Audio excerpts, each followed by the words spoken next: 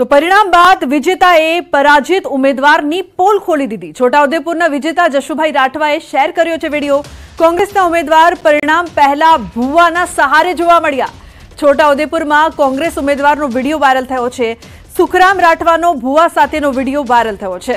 તો છોટાઉદેપુર બેઠકથી સુખરામ રાઠવા હાર્યા છે। ભાજપના વિજેતા જશુભાઈ રાઠવાએ ફેસબુક પર આ વિડિયો પોસ્ટ કર્યો છે। परिणाम पहलाનો વિડિયો હોવાની શક્યતા છે। સુખરામ રાઠવા ભુવાને પરિણામ અંગે પૂછી રહ્યા છે। રાજગાદી આવશે કે નહીં, સુખરામ રાઠવાનો આ સવાલ હતો। સુખરામ રાઠવાના સવાલ પર ભુવાએ કહ્યું આવશે। પરિણામો આવી ગયા। ભુવાની ભવિષ્યવાણી ખોટી પડી છે અને ખોટી સાબિત થઈ છે તેવું જોવા મળી રહ્યું છે। તો વિજેતા જશુભાઈ રાઠવાએ શેર કર્યો છે આ વિડિયો અને આ વિડિયો બાદ અનેક ચર્ચાઓ પણ થઈ રહી છે। સુખરામ રાઠવાનો ભુવા સાથેનો આ જે વિડિયો છે તે વાયરલ થઈ રહ્યો છે। પરિણામ પહેલાનો આ વિડિયો હોવાની શક્યતા છે। પરિણામ પહેલા આ વિડિયો છે તે સામે આવ્યો હતો અને હવે તે શેર કરવામાં આવ્યો છે, જેમાં તે પૂછી રહ્યા છે કે રાજગાદી આવશે કે નહીં।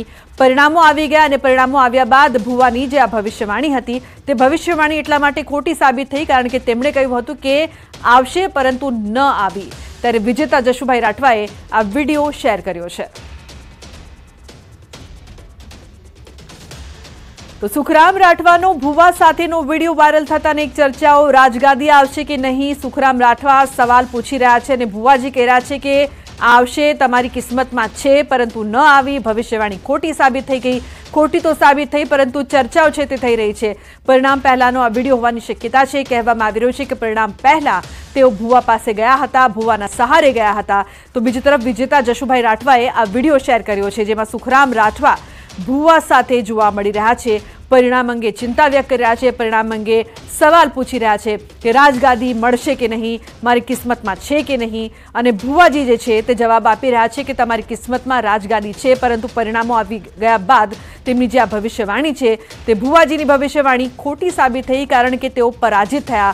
विजेताए पराजितनो कही शकाय के पोल खोलवानो आ विडियो सामे आव्यो।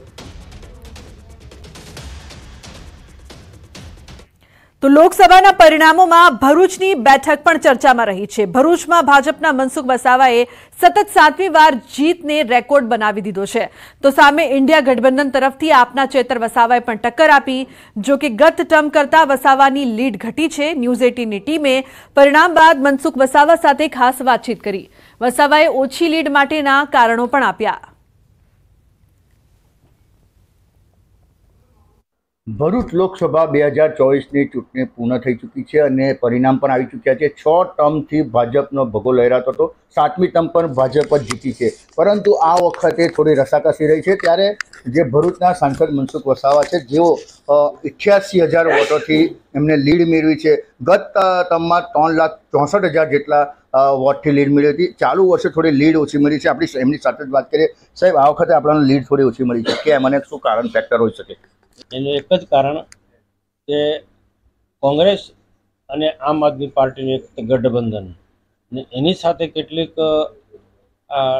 ટ્રાઇબલ સંગઠનની સંસ્થાઓ એમની સાથે જોડાઈ। વિરોધ પક્ષ બધા જ ભાજપને કેમ કરીને કાઢવું એ આખા દેશના લેવલે એક પોલિસી બનાવી। આ બધા કારણો અહીંયા ભરૂચ લોકસભામાં પણ કારણ બન્યા છે અને સાથે સાથે કેટલાક એવા મુદ્દા એમના હતા કે જે બિલકુલ કહ્યા વગરના આમ અપપ્રચાર, ખોટા ઉપજાવી કાઢેલા મુદ્દાઓ કે ભાજપ આવશે તો અનામત બંધ કરી દેશે, રિઝર્વેશન નોકરીઓમાં બંધ થઈ જશે। અને સાથે સાથે એક મુદ્દો જંગલની જમીન, જ્યારે ચૂંટણી આવે ત્યારે જંગલનો જમીનનો મુદ્દો લાવે છે કે રિઝર્વ ફોરેસ્ટ કે સેન્ચ્યુરી એરિયામાંથી આદિવાસીને સ્થળાંતરિત કરાવવાના છે। આવા બધા કારણોની સાથે સાથે આમ આદમી પાર્ટી દિલ્હીમાં જે શાસન છે ને દિલ્હીમાં અમે મફત વીજળી આપીએ છીએ, મફત મુસાફરી કરાવે છે, મફત પાણી આપીશું, આવી ઘણી બધી મફતની વાતો કરીને લોકોને ભરમાયા। અને ટ્રાઇબલ વિસ્તારની અંદર ડેડિયાપાડા વિધાનસભા અને ઝઘડિયા વિધાનસભામાં એ લોકો અમારા કરતાં વધુ મત મેળવી ગયા છે।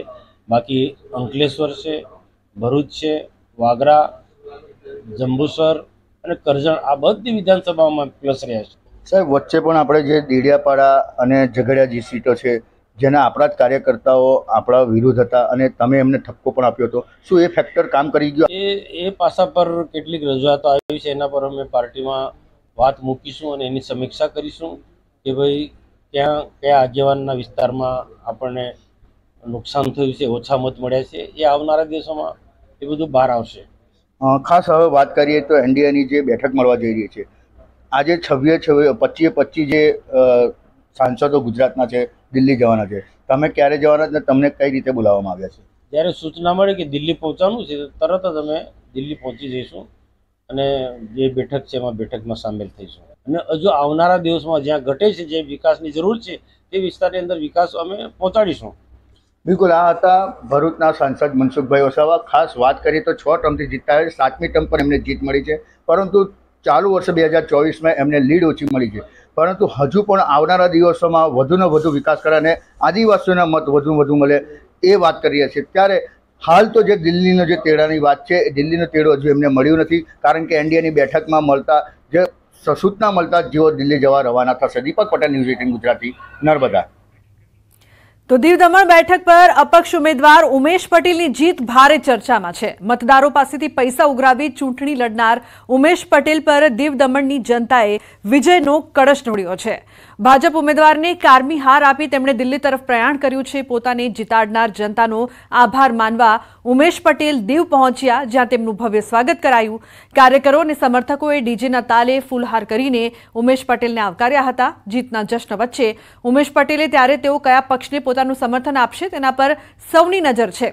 એનડીએ અને ઇન્ડિયા ગઠબંધન બંને હાલ સરકાર બનાવવા માટે પ્રયાસમાં લાગ્યા છે, જો કે બહુમત માટે અન્ય પક્ષોની પણ જરૂર પડે તેમ છે. ત્યારે હાલ બંને પાર્ટીઓ ઉમેશ પટેલના નિર્ણય પર પણ નજર રાખી રહી છે. નવી સરકારની રચના માટે એક બેઠકો નિર્ણાયક સાબિત થઈ શકે છે.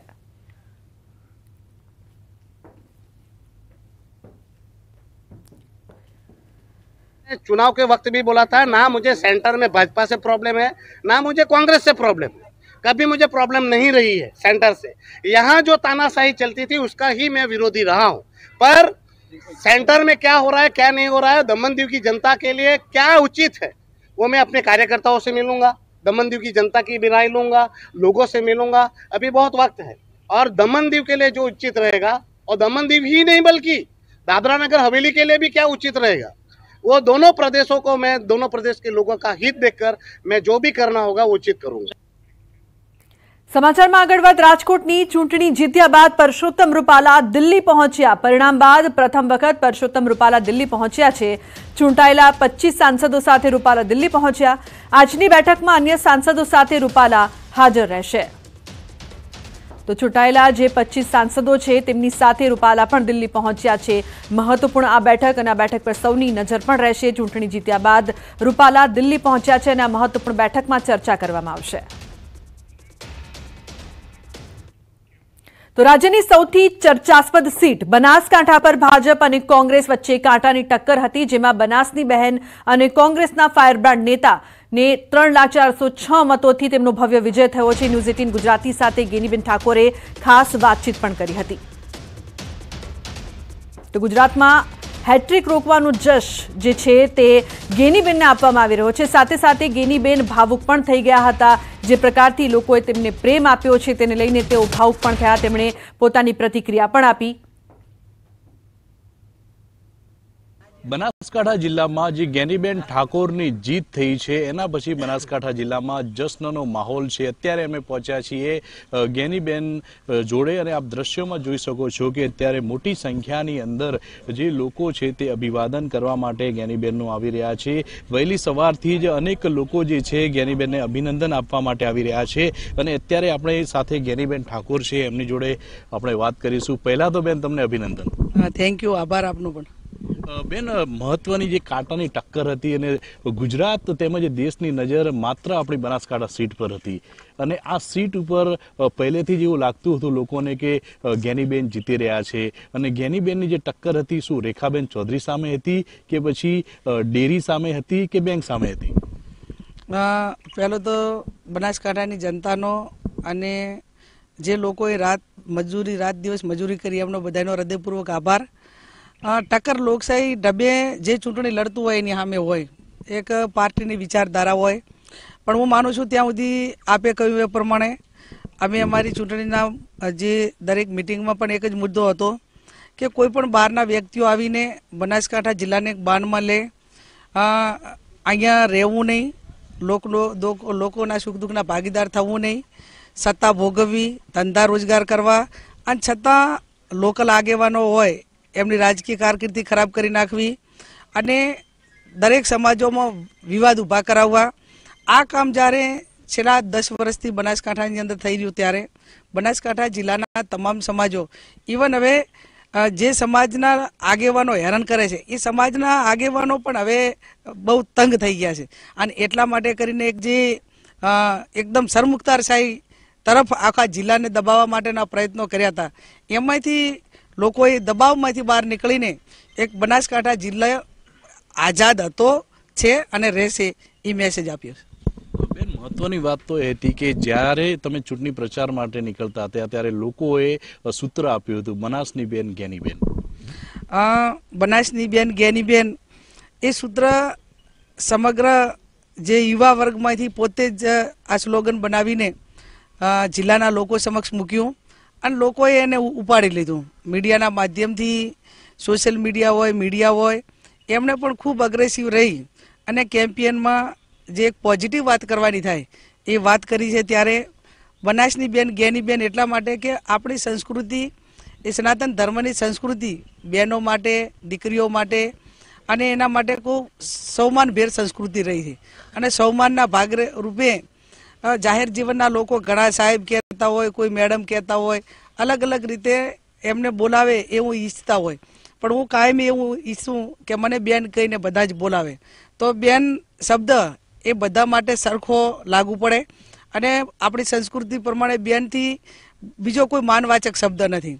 એટલે બનાસની બેન તરીકે જ્યારે સમગ્ર જિલ્લે મેં વાત કરી કે ભાઈ વાવ વિધાનસભાના લોકોએ તો મામેરું ભર્યું, પણ હવે તમે જિલ્લાવાળા મારું મામેરું ભરો. અને મામેરું એટલે મતનું મામેરું.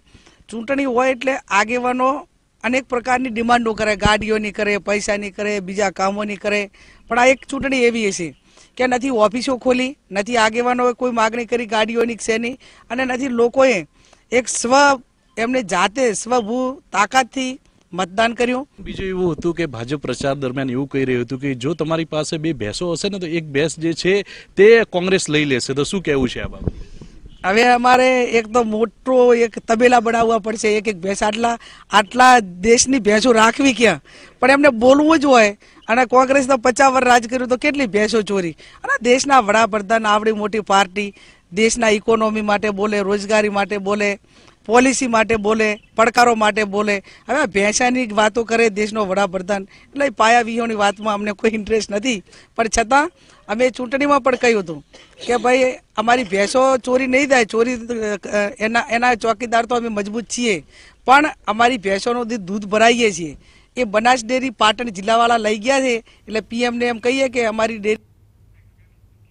સમાચારમાં આગળ વાત વડોદરાની યુસુફ પઠાણની જીતને લઈને વિવાદાસ્પદ પોસ્ટ. વડોદરા ભાજપ નેતાની વિવાદાસ્પદ પોસ્ટ. વડોદરાના પૂર્વ મેયર સુનિલ સોલંકીની વિવાદાસ્પદ પોસ્ટ સામે આવી છે. વડોદરાવાસીઓ ધ્યાનમાં રહે, બંગાળમાં રોહિંગ્યા મુસ્લિમ ઘૂસણખોરોની હમદર્દ મમતાની પાર્ટીના એક ખેલાડી આપણા શહેરના તાંદલ જાતિ છે તેવી એક પોસ્ટ સોશિયલ મીડિયામાં સુનિલ સોલંકીની પોસ્ટથી અનેક રાજકીય ચર્ચાઓ શરૂ થઈ ગઈ છે. સુનિલ સોલંકીને ભાજપે સુરત લોકસભા બેઠકના પ્રભારી પણ બનાવ્યા હતા.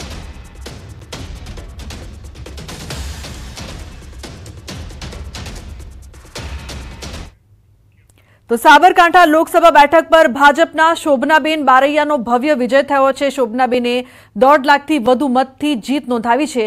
ભાજપની ભવ્ય જીતથી કાર્યકરોમાં ખુશીનો માહોલ છે. મોડાસામાં રાજ્યમંત્રી ભીખુસિંહ પરમારના કાર્યાલય પર શોભનાબેનનો સ્વાગત સમારોહ યોજાયો હતો. શોભનાબેનને ફૂલહાર કરી સાફો પહેરાવીને સ્વાગત કરાયું અને શુભેચ્છા આપવામાં આવી. કાર્યક્રમમાં હિંમતનગરના ધારાસભ્ય વીડી ઝાલા પણ ઉપસ્થિત રહ્યા. શોભનાબેને રોજગારી, શિક્ષણ અને સિંચાઈના કામોને પ્રાથમિકતા આપવાનો નિર્ધાર વ્યક્ત કર્યો. ભારે પડકારો વચ્ચે પણ અમે આજે ભારે બહુમતીથી જીતીને આવ્યા છીએ. માન્ય મંત્રી સાહેબ, માન્ય ઝાલા સાહેબ, સૌ ભારતીય જનતા પાર્ટીના કાર્યકર્તાઓએ રાત દિવસ ખૂબ મહેનત કરીને મને વિજેતા બનાવવામાં જે એમનો ખૂબ મોટો ફાળો આપ્યો છે એ બદલ સૌનો હું ખૂબ ખૂબ આભાર માનું છું. આગામી સમયમાં માન્ય વડાપ્રધાન શ્રી મોદી સાહેબના નેતૃત્વમાં, માન્ય અમિતભાઈ શાહ સાહેબની ભારતીય જનતા પાર્ટીની જે નેતૃત્વની સરકાર કેન્દ્રમાં બની રહી છે એમાં અમને કામ કરવાનો મોકો મળશે. વિકાસના કાર્યો કરીશું, સૌ સાથે મળીને જનતાની સેવા કરીશું. બેન શોભનાબેનને જે આટલી સરસાઈથી જીતશે એવો અંદાજ નહોતો, છતાં પણ અમારા ધારવા કરતો ખૂબ સારા મતોથી બેન જીત્યા છે. અને જ્યારે બેન માટે કાર્યકર્તાઓ અને અમારા પદાધિકારીઓ જે મહેનત કરી છે એ બદલ આ વિસ્તારના ધારાસભ્ય તરીકે એમનો હું ખૂબ ખૂબ આભાર માનું છું.